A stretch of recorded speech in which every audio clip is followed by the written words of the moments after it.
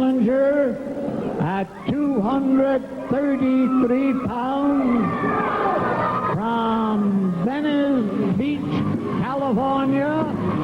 Here is Mr. Flex Lavender.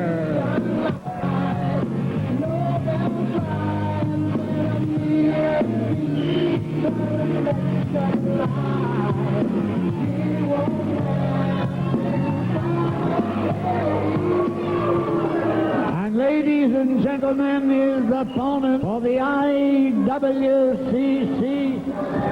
Junior Heavyweight Championship from Parsippany, New Jersey, weighing in at 222 pounds. Ladies and gentlemen, here is Jumping Joe Savoldi. There's a look at the junior heavyweight champion, Jumping Joe Savoldi, as the bell sounds. This is Brian Webster alongside, ringside, with Mike Midland and the managing editor of Pro Wrestling Illustrated, Bob Smith. Hardly enough time for the introductions, and Jumping Joe is set to defend the title against Mr. Flex Lavender. Boy, Brian, I'll tell you what, I've been waiting for this one. It's a title match. Joe Savoldi's been in the sport for a number of years. Flex Lavender is just making his name right now. They're both approximately the same size, and they both have a lot of speed, a lot of endurance. This could be an excellent, excellent match. And look at that. Mr. Flex Lavender going to work on Jumping Joe, whips him to the ropes. No, nice reversal, and Joe hip tosses his opponent down. You know, Brian, and an arm drag. Flex Lavender has been saying for a long time he wants a shot at that title against Jumping Joe Savoldi, and this is the opportunity he's waited a long time to get. And I'm sure he's going to make the most of it as Joe drops a leg on his challenger. He won't be doing much flexing when Joe is through with him. The man out of Parsippany, New Jersey, and very proud to hold that international world-class championship wrestling junior champion. Kicks out with a nice two into the chest, and a nice arm drag takedown once again. You know, Brian, I have to say, Jumping Joe Savoldi is one of the fastest wrestlers I have ever seen, and I'm sure Bob Smith will agree. This man is greased lightning. Yeah, he sure is, but I'll tell you what. Quick, and you know, let's face it, he's got a big mouth. Thus far, he's been able to back up everything he said. This is really his first opportunity in IWCCW to prove, you know, put your money where your mouth is, you know. Sunset flip by Jumping Joe. He gets his man down for a 2 count, but Flex Lavender is able to kick out. I would have to embellish on that a little bit, Bob. I would say that Flex has got to be truly one of the tough guys in national wrestling. Sure, he talks a lot, but hey, he is able to get into that ring and back up everything he says, and there aren't many wrestlers who can talk and do at the same time, quite like Flex Lavender. Well, oh, wait a minute, hold on a second, he just reached into his tights. This might not look too good for Jumping Joe. We saw it. I don't know if you can. Oh, look at that, a shot right into the throat. No, I've seen Flex Lavender a lot the last 6 months. He's never had to resort to these kind of tactics. Well, apparently, when the gold is on the line, he'll do anything. He obviously has a lack of confidence going into this match where he wouldn't have to resort to this kind of garbage. That's a good point. Now Flex Lavender with a suplex on Jumping Joe Savoldi, and the champion's down. I don't know what was worth, that suplex or that shot to the throat with whatever that foreign object was. There is a red mark on the throat area of Jumping Joe Savoldi, and all the fans in the arena and watching on television clearly see the what a clothesline by Flex Lavender as he whips Jumping Joe into the ropes. Tries for a cover, but he doesn't hook the leg, and he's a little too confident. He was counting on with the referee. Joe able to kick out of that. I think 2.5 was the count on that one. Well, I'll tell you, for a 230 pounder, he throws a whopping clothesline, doesn't he? Look at that, a scoop and a slam by Flex Lavender, the challenger. Gets a head of steam and drops a big knee on Jumping Joe Savoldi, and another cover to hook a leg.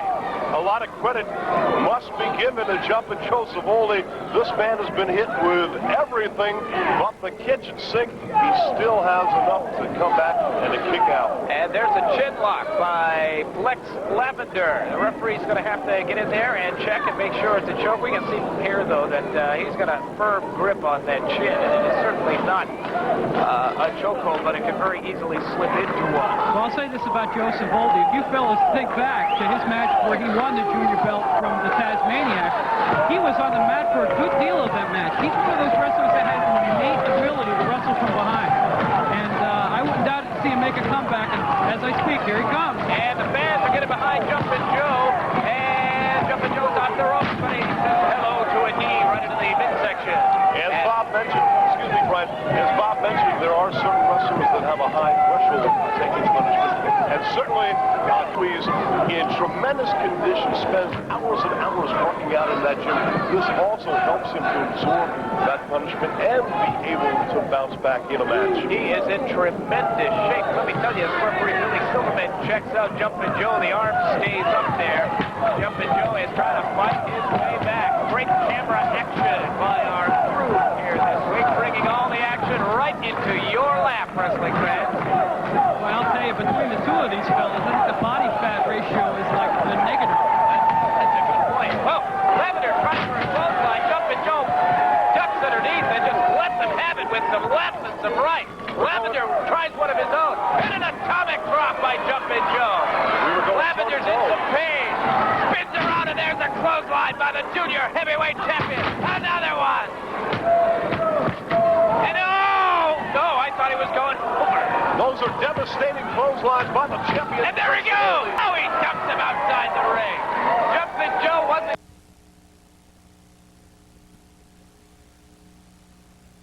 Huge. Now Jumpin' Joe mounting the top turnbuckle. Comes down with a double axe handle. And did you look at the look on the face? Look out. Hold on a second. He's got part of the ring barrier there. What's he going to do? Oh, my goodness, right into the shoulder. I've never seen Joe Savoldi this aggressive. I have never seen such a violent Joe Savoldi in my life. I would have to agree with you, Bob Smith. They're back into the ring, but I don't think Lavender will be the same. Oh, he just pulled that object right outside his trunk again. The foreign object in the side of the head of the champion, Joe Savoldi. That's uncalled for. And these fans know what's going on.